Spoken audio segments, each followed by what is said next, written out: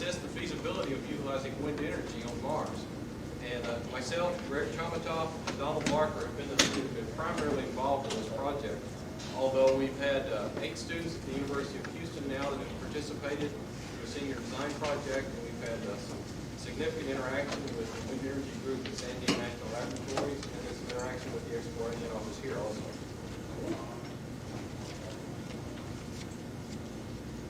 Basically, to give you a little background of where this came from, in '97, the 3 authors of the paper looked at, we actually had a graduate class report where we looked at site selection for where you would place a Martian outpost if you wanted to utilize your resources effectively. And we followed that up with a couple of papers on what are the indications of geothermal, or we coined the term aerial thermal energy resources, and how you could map your winds from orbit. One thing that fell out of that was very clear to us that at that point in time, everyone was assuming that you'd be able to take a nuclear reactor with you. And it seemed like something that you didn't want to put all your eggs in that basket, because we didn't want to see a mission put off 5 years or 10 years because we found out at the last minute we couldn't take a nuclear reactor.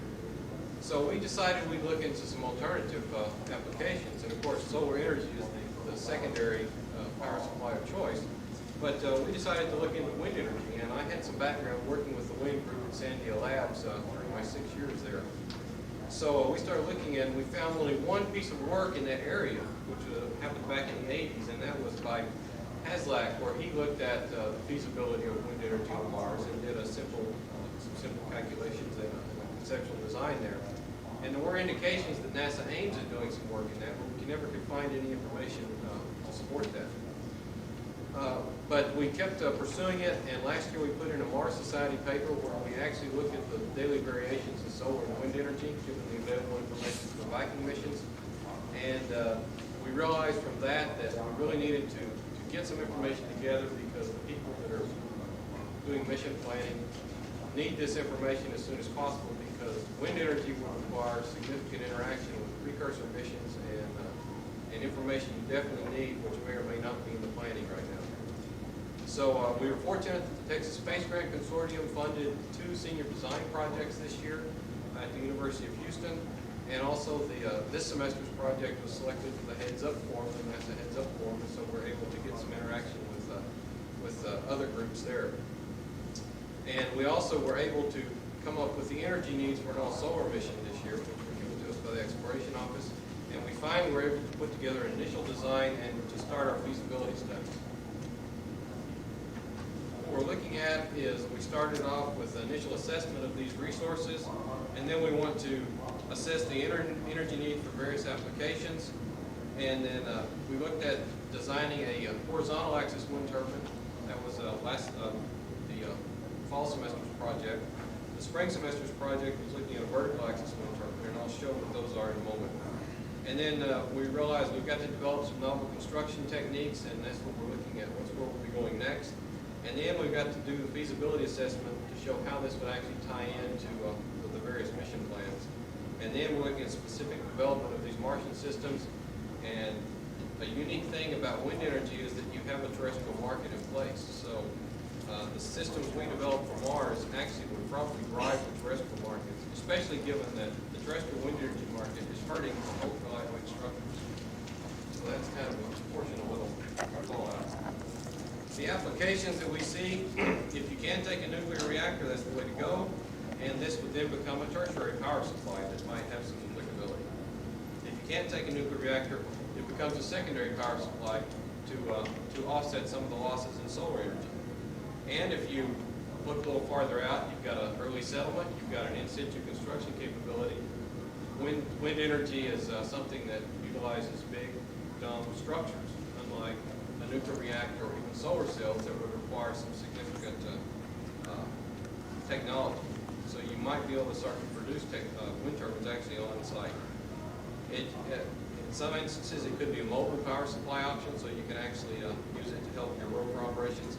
And sizing it down, you might even be able to utilize it for some unmanned missions to offset the fact that we're limited to such short unmanned missions right now.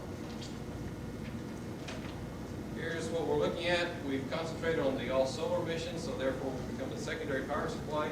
And the issue is, during these dust storms, when our solar energy, or the the average insulation reaching the surface might drop off drastically. That's the point, that's what drives the size of the solar arrays you've got to take. And so the idea is, can we utilize wind energy to offset some of these losses so that now we can reduce the amount of solar array we have to take. The formula that gives us the power that's produced by a wind turbine is this. The velocity is the velocity of the wind. The area is the area swept area of the wind turbine. The density of the atmosphere. This is what actually hurts us on Mars, since we're about 1/75th out of Earth. And then a coefficient, an efficiency coefficient, which is typically a maximum of about 60%. So the thing that saves us on Mars is we've got velocity Q. So we actually have high velocity winds on Mars that are predicted, and therefore we can offset those losses due to the density of the atmosphere. Here's a correlation between average wind speed on Mars and average wind speed on Earth as far as power production. And so we go up to 35 meter per second wind on Mars, and we're up to about an 8 meter per second wind on Earth. So there is significant resource there that could be utilized.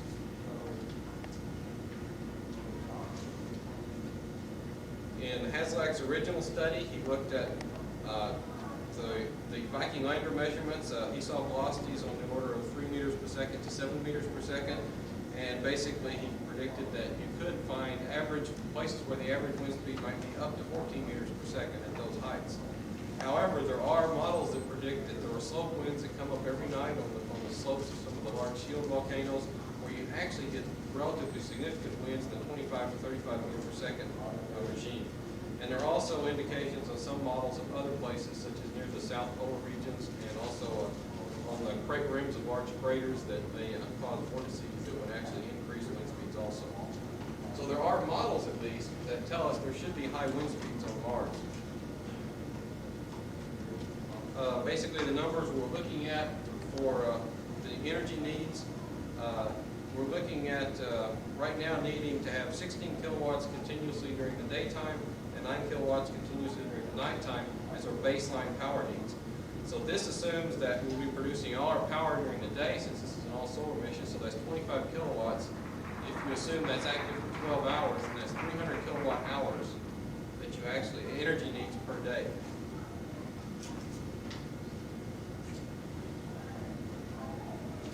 So we started looking at the design aspects of what's the sizing of these wind turbines, what they'd actually look like on the planet. The first thing we looked at were these horizontal axis machines, where it's basically a propeller type device where the axis is horizontal and has to be yawed into the wind. Our fall semester project finally made us realize the size of the structures we're looking at.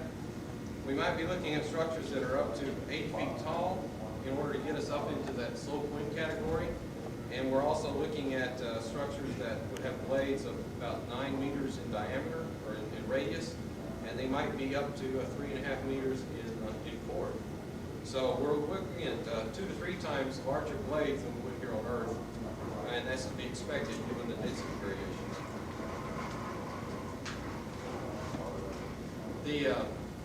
The next device we looked at this semester was a vertical axis machine. And conceptually, this might be an easier device to work with, because you don't have to slow into the wind. It's symmetric. It can accept wind from any directions. Also, all the heavy components are down at the ground, so you don't have to raise those up to height. So, and there's also can be designed so that your bending stresses in the blades are reduced or eliminated. So that's the device we're looking at this year. The problems are that typically you will have guide wires, and so you might have to stiffen the tower to get away from the guide wire problem. And also, it's not self-starting, so you've got to have a generator that can act as a motor. The interaction that we had with Sandia Laboratories was that they are one of the repositories in the country for a tremendous amount of terrestrial wind energy experience. And they provided us with some insight and also specific terrestrial design codes, which we were able to modify for the Martian conditions. And so we're able to utilize these design codes to design both the horizontal and the vertical axis machines. Our best vertical axis design was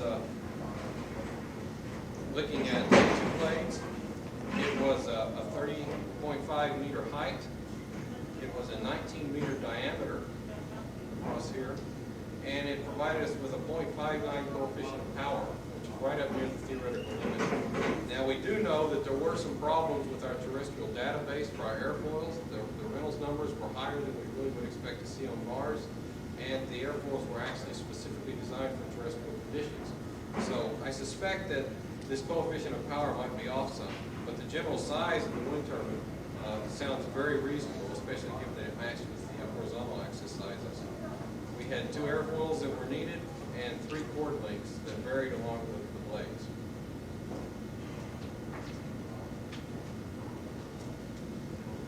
We finally were able to go through and do a initial design of what one of these devices might look like, and we were, of course, specifically interested in the mass properties. And one thing that became obviously clear was that, especially in the blades, we could not use traditional construction techniques like you'd use on Earth. A traditional aluminum or even composite blade would be too heavy. So we're really going to be looking at some type of synthetic, probably inflated structure. So that's going to be the push in our design, is how we can get inflated type structures or a foam field, something like that. It's a unique design. And that actually is what's needed to put you in the right mass category, the mass regime, and I'll show you where that is. But anyway, that design, if we utilize an inflated or foam field blade, we're getting down the order of a metric ton. As far as our feasibility evaluation, this is what we've come up with that we're working on to now assess our feasibility. It's primarily driven by the mass. What is the actual mass of the structure, and what is the energy that you can produce from that structure, and how does that compare to solar energy? So basically, we were looking in this exercise at the solar energy during dust storms.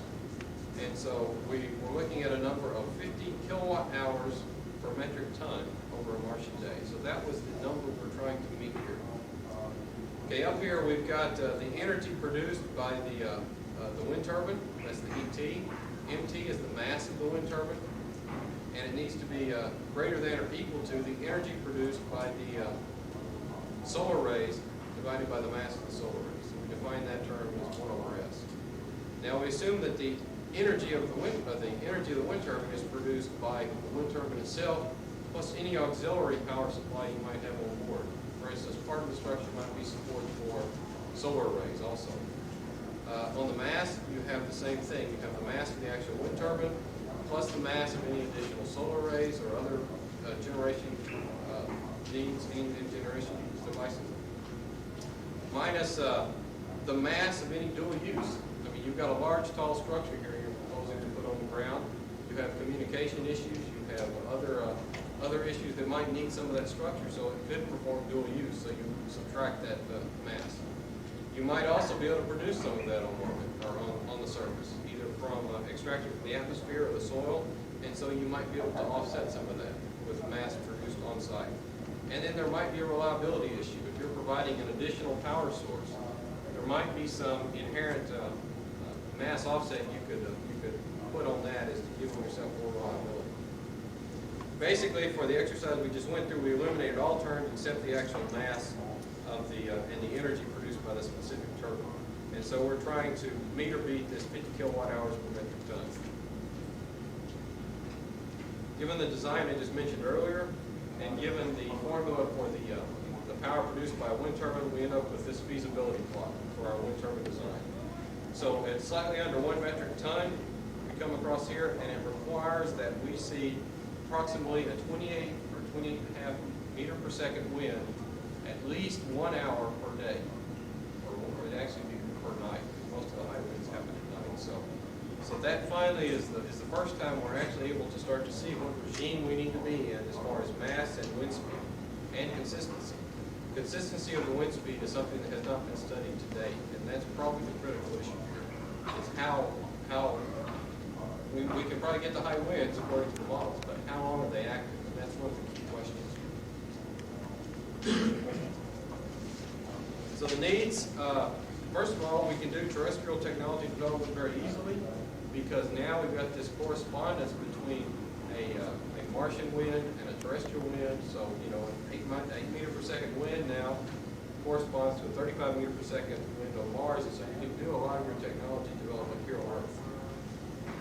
And But you will eventually need something on the surface, and that's where we start to interact with some of the precursor missions. Also, you need year-round lander measurements, because if you're going to access the winds, you need to start to measure those winds year-round. And there were a few problems with some of the measurements on the vacuum landers.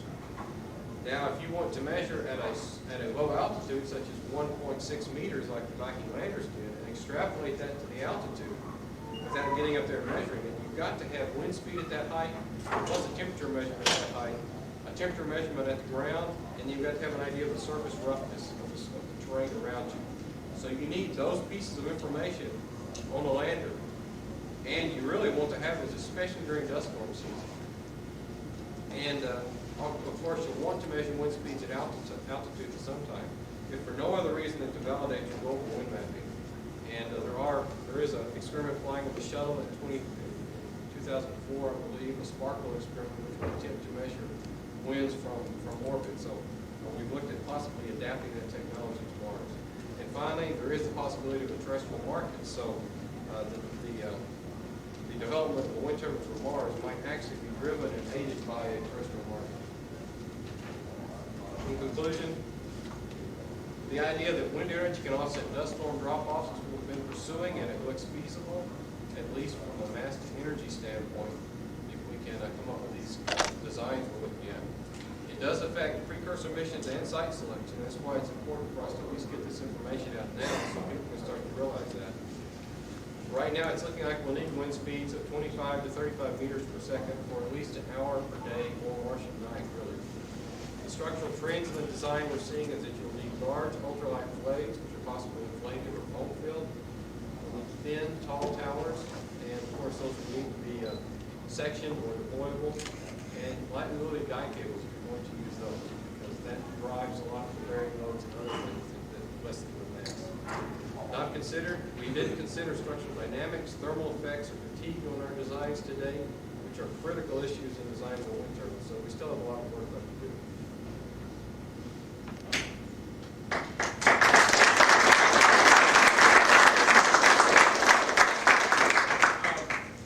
Are you considering any particular types of generators? Are you going to strictly DC or AC or into converters?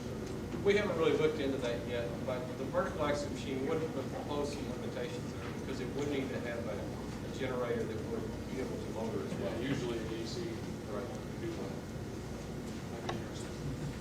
I like the idea of coupling to solar. Since solar is going to be better during a windstorm, dust storm.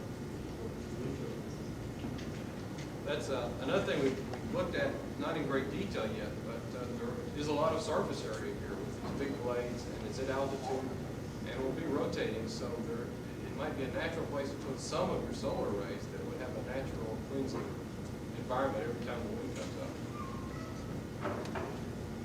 Question over here. Yes, these dust storms on Mars, have they found any evidence that lightning, like our lightning in our thunderstorms here on Earth, would occur during a dust storm on Mars? Because you're going to have that, you have to have that lightning protection, just like, when you have outdoor electronic equipment or solar cells, whatever, here on Earth. I actually haven't heard anything about that. Someone else who's more closely tied to the science might know. I don't recall it. Lightning. But we don't have a lot of good observations of them. Is your paper on the CD? No, I didn't have time for that. But I do have several reports that we produced that we can. So we'll take some address. How does the efficiency of your design compare with Earth-based wind machines now? The efficiency of design that we came up with is higher than we would expect on Earth, especially for that class of wind turbine. There are other classes of wind turbines that have that same efficiency. But I think there are some problems with our airfoils that drove us into that higher efficiency, which may not be quite correct. But in general, I think we're going to see efficiencies at least as good and possibly better than terrestrial. I wanted to ask about on Mars, the wind on Mars, the miles per hour, for example, like I don't know, 60 or whatever, and it's real strong winds. Do they have that kind of power? In general, there are higher winds on Mars. And it's probably driven by the fact you have extremely large temperature fluctuations, you have extremely large variations in topography, and of course you have the issues of a lot of the atmosphere freezing out and then subliming again during the southern hemisphere coming in and out of the sun. So there are high winds on Mars, generally higher than the Earth. Let's see, losing track now. What do you see as some of the issues associated with your materials for Earth application, either flammable or unflammable? That's something that I've almost been scared to ask, because fatigue will be a big issue, and those low temperatures are going to really drive that. The Sandia folks have been talking to have been involved in a project where there was a wind turbine put in Antarctica, and it did experience some fatigue problems, and they had to go to a very robust design to get around that. So I suspect that materials selection will be a big issue in this technology. One last question. Yes, I wondered if there was some way they could incorporate solar cells right into the blade material of the wind turbines themselves. So that means you could have one unit producing, working with either thing. In other words, you wouldn't have to have separate structures for the two energy sources. Right, that's part of what we're trying to drive towards here with our dual use possibilities and our auxiliary. That you've got inflatable concepts for solar arrays now anyway. These ultra lightweight solar arrays. So that is a definite possibility. I was thinking like photovoltaic material itself could be on the actual blades themselves. Right. There's actually someone else that's already proposed putting solar arrays embedded in the material for a blimp. So it's the same concept. Okay. Thank you.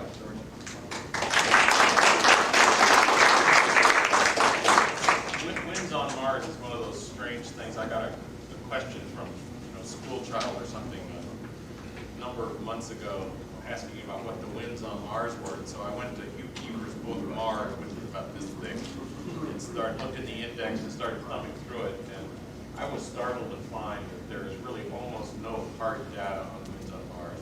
You have the Viking lander data where there's very low velocities that you showed, but there are, as you say, modeling and sort of inferences of higher velocities, but really no good measurements. And so it's one of those things that we need to know more about in the connection of Mars atmosphere. Either my mind has done a slip or I don't see Jeff Landis in the audience. It says on the thing outside, it's been changed until tonight. Oh, well, that would explain it. I think they moved, Wendell, they moved it to 11. They moved two of them, I'm not sure. Yeah, they switched to.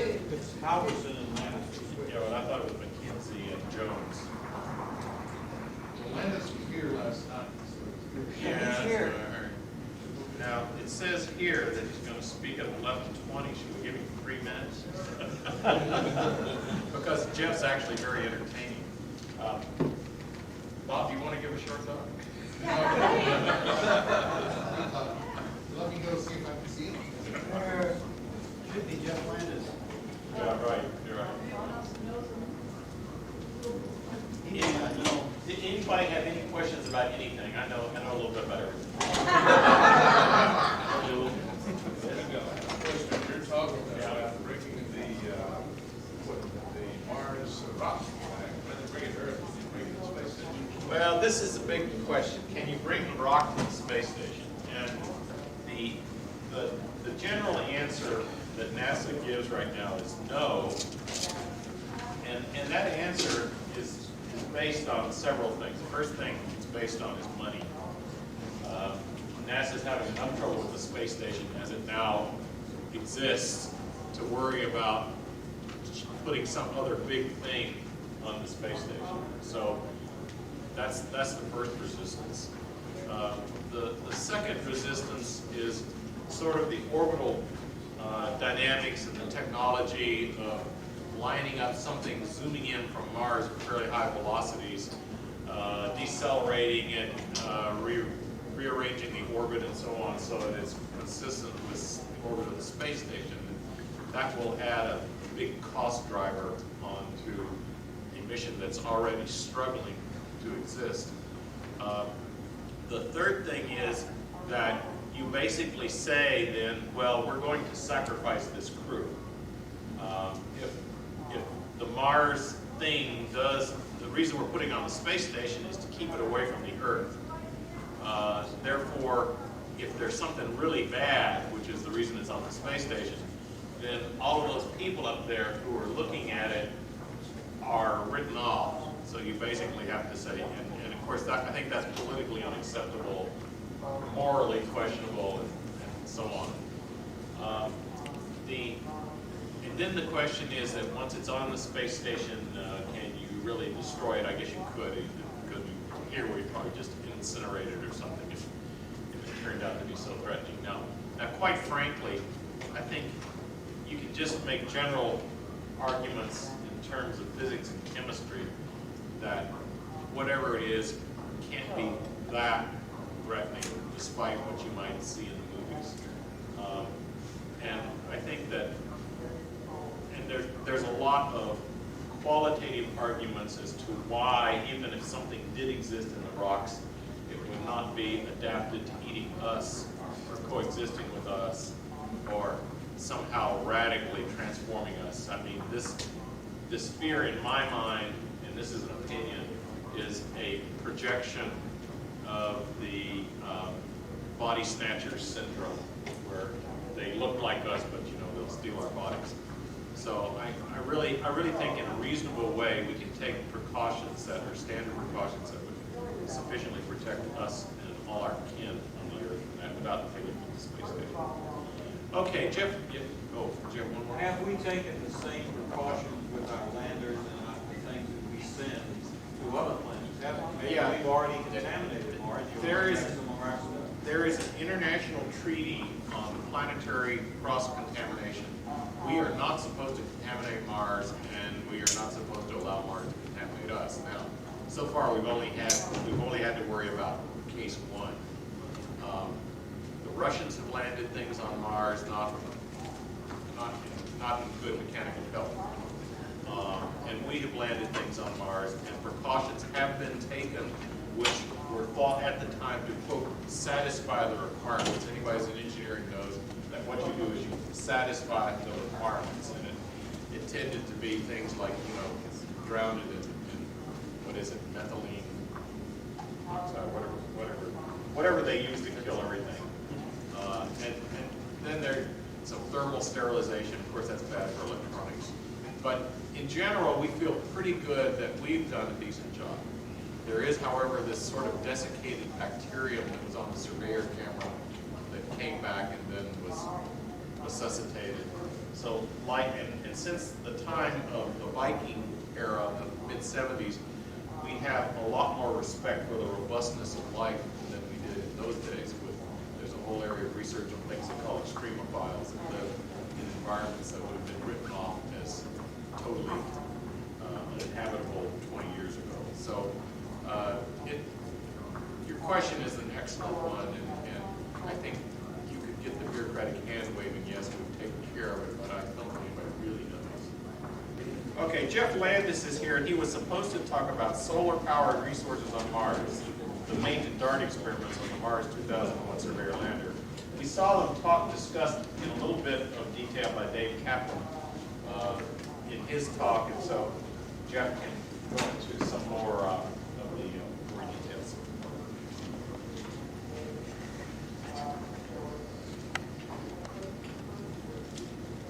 What I did was I mostly brought slides, but grabbed one book of view graphs because there were a couple of pictures I wanted to show that I didn't have in slide form. Unfortunately, I guess I can't show the slides. I don't know what happens when you try to show slides. I've never tried this.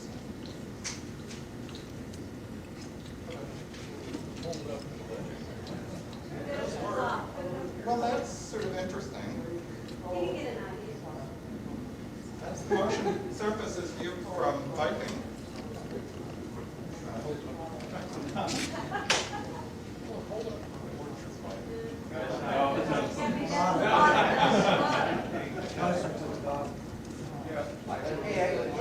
Yeah. Oh, there you go. I don't know. Well, what I was going to point point out, well, what's interesting is I can show all of my slides at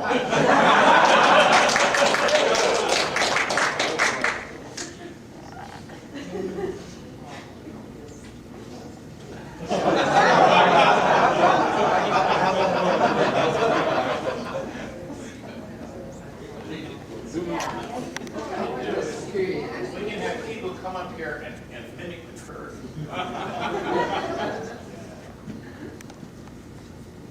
I'm with Ohio Aerospace Institute, but working at the NASA Center formerly known as the Lewis Research Center, now known as John Glenn Research Center.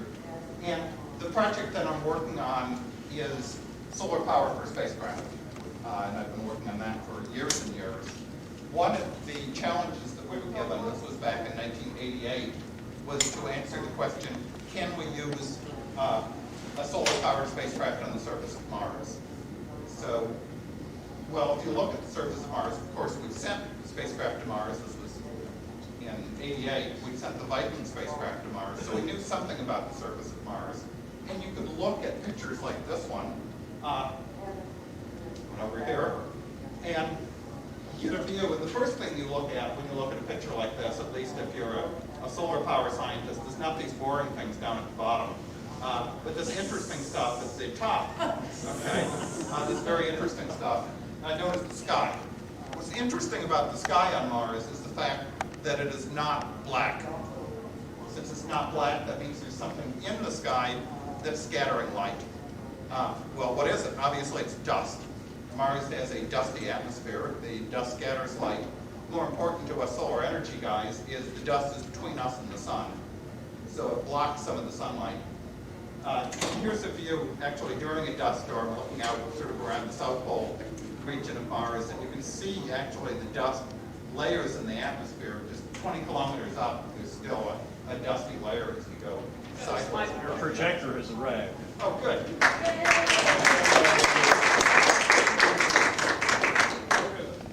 Definitely lost my place. Anyway, so around 1988, or really 1989, yeah, there's a view sort of looking over the Mendell platform, and you can really see the dusty atmosphere of Mars very clearly from inside view. So we started a project to look at how much sunlight does filter through the atmosphere of Mars using the best known information about the dust properties. And we made curves somewhat like this, theoretical curves. This is looking at the amount of direct sunlight. This is the sunlight that gets directly through. And there's not a whole lot. Here's sunrise. You can see we raise up to about 180 watts per square meter and then drop down to sunset. But the interesting point, of course, is that's not all of the sunlight. This is the direct. Here's the diffuse. So the total sunlight we get has a good component of scattered sunlight. So we are getting a moderate amount of sunlight on Mars. Here we're getting about 520 watts per square meter. And outside the atmosphere, we're getting 590 on this particular day at the Viking Lander Site 1. So with these curves, we could look at what happens on a very dusty day. Here is a very clear day. Here's a dusty day. We reflected it over noon. So we're looking at a clear day. We're getting a lot. But even on a very, very dusty day, the highest dust viewed by Viking Lander 1, we're still getting a moderate amount of sunlight. Some sunlight is coming through the atmosphere of Mars. So we can now make graphs like this, looking at the total amount of insolation, that's incident solar radiation in kilowatt hours per square meter per day, and graph it for the two Viking landers. This Viking lander landed at about New York latitude, 47 degrees. This one landed at about Mexico City latitude. What you can see is, of course, there's a lot more seasonal variation as you get further north. But we can now start making graphs of the total amount of sunlight getting through to Mars. So we actually didn't want to present something like this to NASA headquarters because it has too many numbers on it. So we made another graph to show NASA headquarters, and that's this graph. And this compares Mars to Philadelphia, something that we figured that even a manager can understand. And we said look, Mars is not much worse than Philadelphia. And they said, oh, there's sunlight in Philadelphia, I think. So they could really understand this one. And, it gave them a good feeling. And they said, okay, we can do a solar-powered spacecraft on the surface of Mars. So I'm going to take you real quickly to the Viking, from Viking up to Pathfinder, which was, of course, the first solar-powered mission on the surface of Mars. And I'll skip over the boring slides and take to number 28. There we are. This is a great picture because it really shows off the solar cells.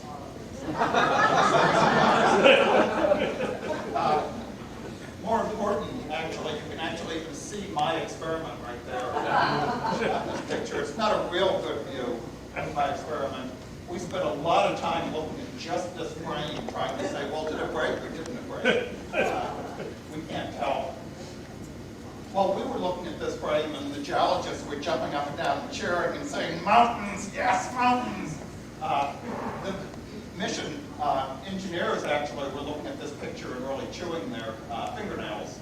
What they were looking at, in fact, was this portion and this portion, particularly this one, and they were looking at it and saying the airbags didn't retract all the way. The airbags are over the edge of the pedal. So if we deploy these spring-loaded ramps to roll the rover down, they would spring out and they'd hit the airbag and they'd spring back and they'd hit the rover. If you hit the rover and can't get it off the pedal, it's a fatal error for this mission because there's solar cells under the pedal. And it won't get enough power if it doesn't have all the solar cells. So getting the rover off the pedal was necessary for the mission to work at all.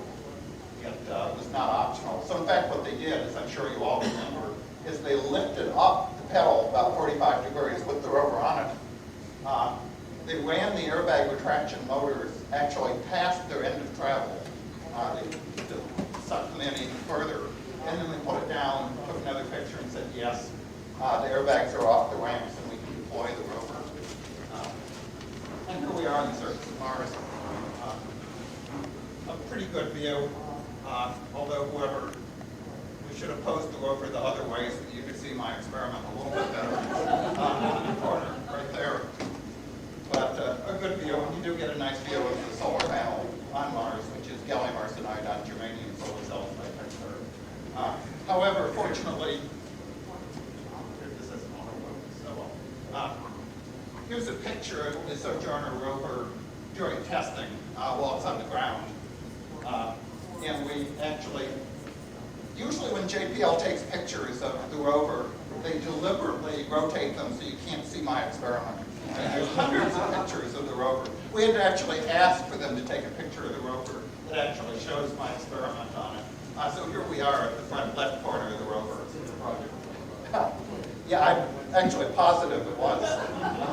Just like the moon landing plan. Aldrin has the camera. Sorry, Armstrong has the camera and only takes pictures of Aldrin instead of vice versa. Here's a close-up of the experiment during test. This whole thing, by the way, is slightly larger than the size of an Elvis postage stamp, so it's not very large. Well, what does my experiment do? I'm glad you asked that question. We've been looking at how much sunlight gets through the atmosphere, but if there's all this dust in the atmosphere, what happens to it? Well, dust in the atmosphere is eventually going to filter down. Dust doesn't stay in the atmosphere forever. And what does it do when it filters down? Well, it lands on my nice clean solar panels. And what are we going to do about it? Well, the first thing we want to know is that a problem? If the solar cells are going to get dusty, how dusty are they going to get? How much of a problem is that going to be? So this is the Materials Adherence Experiment, or MAE, in the corner of the rover. And it was designed to answer that question. How much dust gets on the surface of the solar panels? Originally, there was going to be an identical one on the lander. The one on the lander got kicked off for reasons far too complicated to discuss here or in any family setting. But the one on the rover went to Mars, and basically I'll show you how it works. There's a solar cell. It has a piece of glass on top of it, and the piece of glass is what the dust lands on. So dust filters out of the atmosphere, lands on the glass panel. Meanwhile, we're watching the performance of the solar cell, and twice a day we command this rotating arm to move out of the way, and we look at the sun without the sheet of glass. So we get a comparison of the sunlight going through the glass with the dust on it and the naked sun.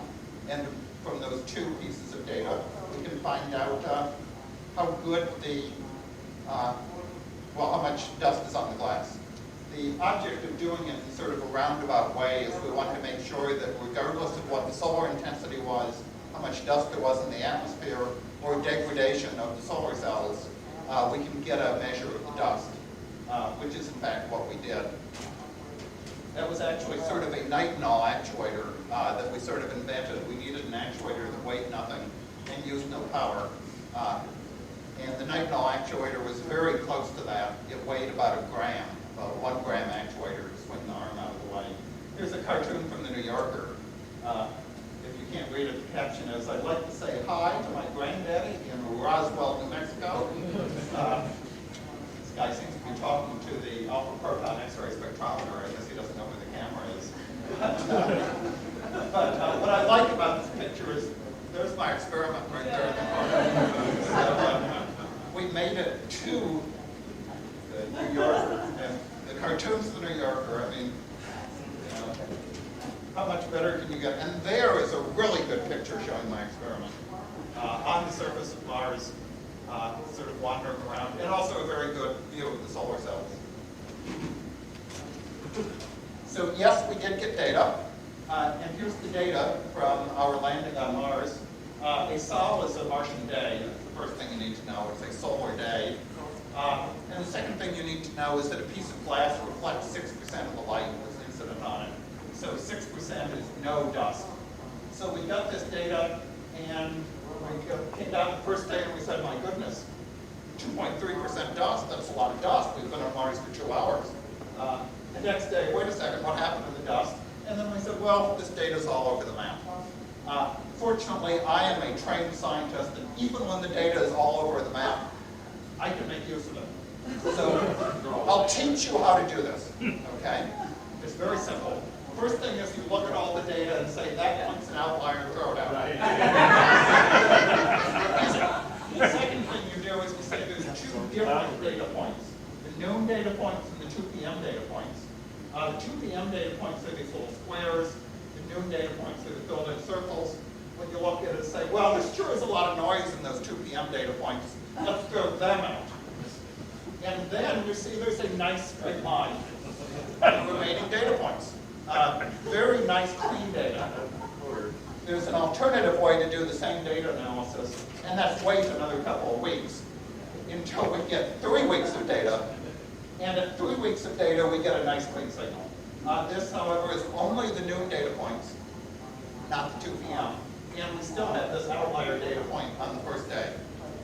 But with this much data, now we can actually interpret the data and actually understand what's happening. First thing is, it's very clear now that this first data point is high, but that makes sense. What happened on the first day on Mars? Well, we bounced down to the landing, bounce. We retracted the airbags, we opened up the pedals, and all that stuff raised dust. So when we finally opened the pedal and deployed and took a measurement at noon, we were looking at the dust that we had raised from our landing on Mars. It's not surprising there was 2% dust coverage on the monitor. That's probably what we did when we were bouncing around and raising dust on Mars. What is very surprising is that this dust went away because the modeling of dust on Mars says that the dust particles are very fine. They're about half a micron to 1 micron in diameter. That's about 10 times smaller than a particle of talcum powder. But, okay. But this dust here is not your ordinary atmospheric dust. This is stuff that we stirred up. So what did we do right after we took the measurement? They lifted up the pedal, ran the airbag retraction motors, shaking the hell out of it, and then put it back down. Okay? So obviously the dust came off. So in fact, this what looks like an anomalous data point isn't so anomalous after all. It's a perfectly good data point. It just took us 3 weeks before we could understand it. The 2 p.m. data, this was the first week of 2 p.m. data. It was all over the map. But once we start looking at a longer time period, about 40 days, that data is understandable too. It sort of settles down onto a slope. Actually, it settled down onto a really nice slope until we got to that data point. But even at 2 p.m., well, why is the 2 p.m. data so scattered? It's because at 2 p.m. the sun's over there. We're bouncing around on the rover. We're sort of at a random angled position. So it's a worse data point, but we expected it to be worse because the sun angle is sort of randomly varying depending on how we're tilted. So in fact, we got pretty good data showing that the dust deposition on Mars is going something like 1/3% coverage per day. Not a problem over the 30-day mission of the Pathfinder, or even the 82-day mission, which it ended up being. But it could be a real problem if you're going to be on Mars for a couple of years making rocket propellant. Dust looks like it can be a big problem. And here's just a good picture of the surface of Mars with actually a color view of my experiment. You can almost see it operate. So after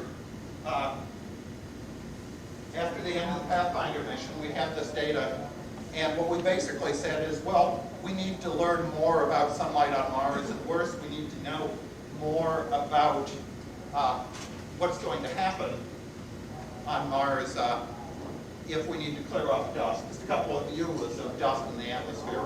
I kind of like this. It's a very pretty sunrise picture. What's interesting is you can actually see the scattering properties of the dust. The dust is actually sort of a yellowish brick color, about the color of adobe. I don't think the color balance is quite right here. But you can see actually in the direct beam, when the beam is coming straight through the dust, actually it's sort of blue. The dust is blocking the red light, and the blue is coming through. A view of some of the dust devils on Mars. This is what's lifting the dust up into the atmosphere. And a view of what it might look like on the surface of Mars during a dust storm. And this would be a pretty heavy dust storm to be an atmosphere this thick. You should think of a dust storm on Mars as being more like a smoggy day in Los Angeles. You know, if you look far enough, you can't really see in the far distance. But really close by to the astronauts. It's not like you're in a pea soup fog. It's more like a little bit smoggy day. Anyway, this told us that we had what could be a problem. And the next question is, what the heck do we do about it? And this is where I'm bringing you to talk about the Mate and Dart experiments, which will be flying on the 2001 lander as part of the MIP box, the Mars In Situ Propellant Production.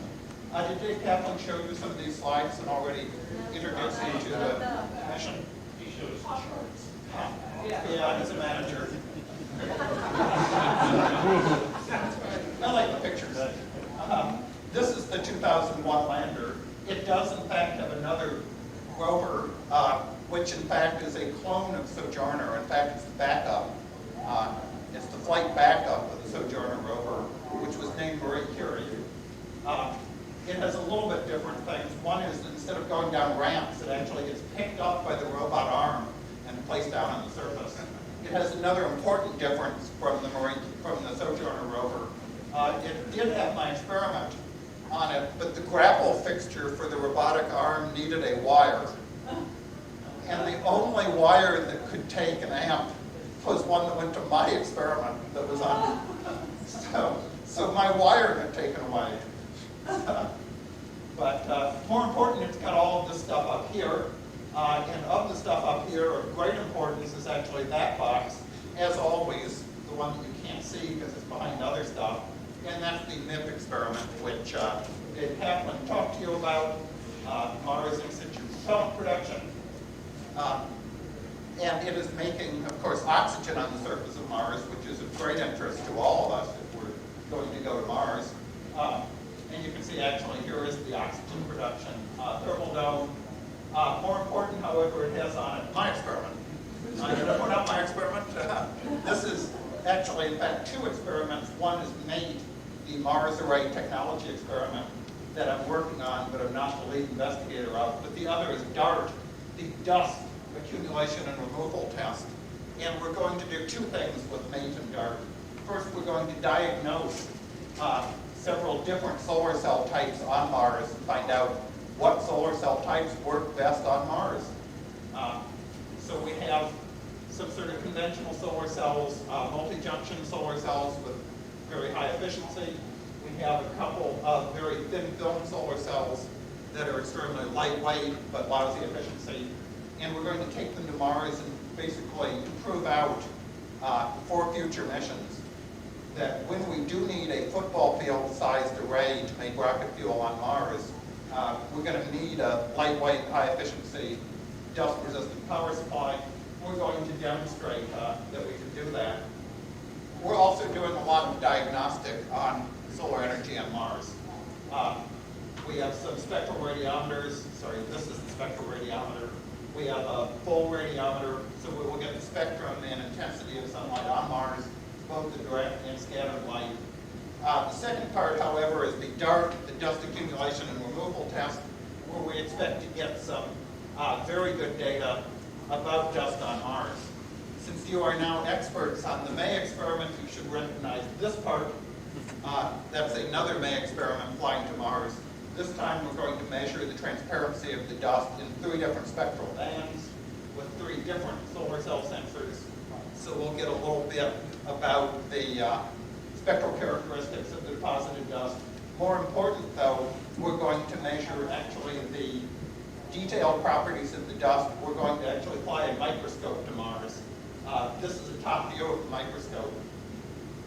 So the dust is going to settle on the transparent plate, and we're going to image it, image the individual dust particles and measure their size, their shape, and their basically number distribution versus size. And this will tell us a lot more than we now know about the dust particles on Mars. More important, however, we want to know how to get rid of them once they land on the surface.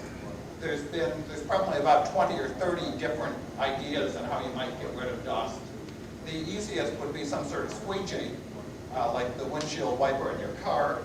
Unfortunately, as I'm sure you're well aware, the windshield wiper in your car doesn't work very well at getting rid of a dusty windshield.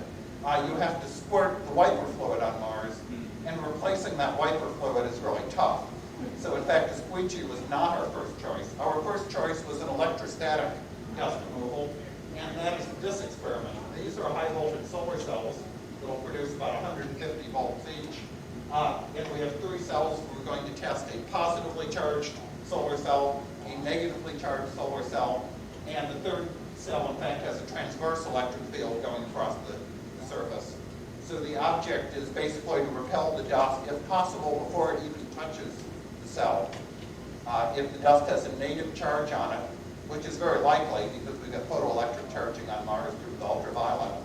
If we have a native charge on the Mars, we'll find out because one of our solar cells is not going to get dusty. There's actually even a simpler approach to removing dust on Mars. We found out from the Sojourner that no matter how it sort of tilted, it didn't go very fast. I was going to say no matter how it bounced around, but it sort of creeped around. It didn't really bounce around. But even when we were tilted, we didn't lose dust. The dust got thicker and it never got thinner on our little dust monitor.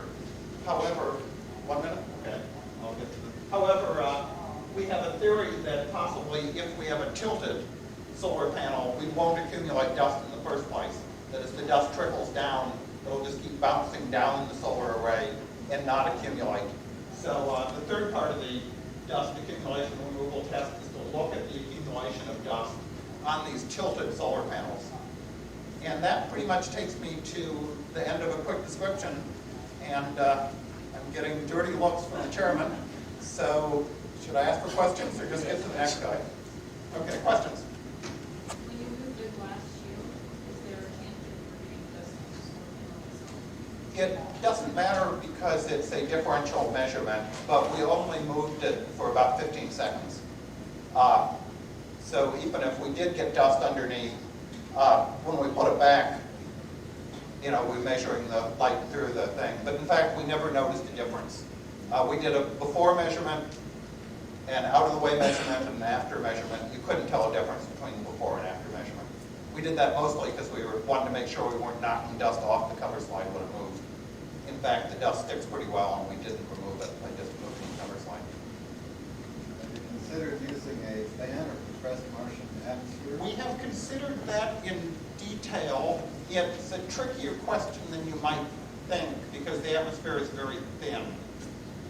It takes a pretty good free stream velocity before you can move dust off. But yes, we've thought about it a lot.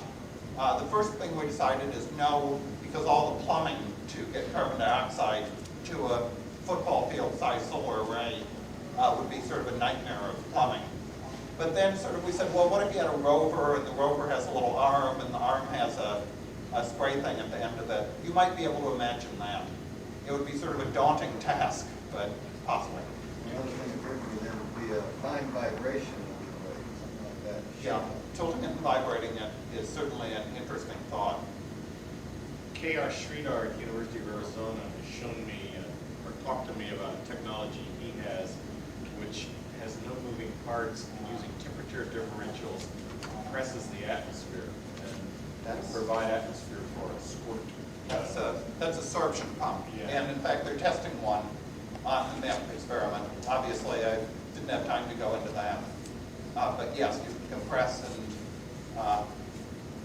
and get atmosphere if you have to.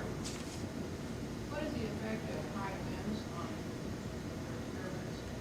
It's a very tricky question what the effect of high winds are. Obviously, from the Pathfinder images, we saw dust actually being lifted from the surface of Mars, but in very localized regions, these tiny little dust devils. So obviously, at some places, at some times, well, we knew that already, of course, something lifts the dust up. So there must be winds that can lift up dust.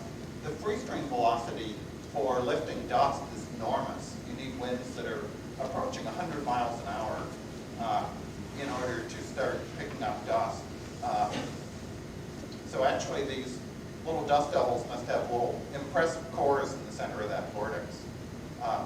Even at 100 miles an hour, it would feel like, if you were out in it, it would feel like a 10-mile-an-hour breeze on Earth because the atmosphere is so thin. A little bit less, actually, so more like an 8-mile-an-hour breeze on Earth. It's a very thin atmosphere. Okay, only one more question. I'm not saying another question. Oh.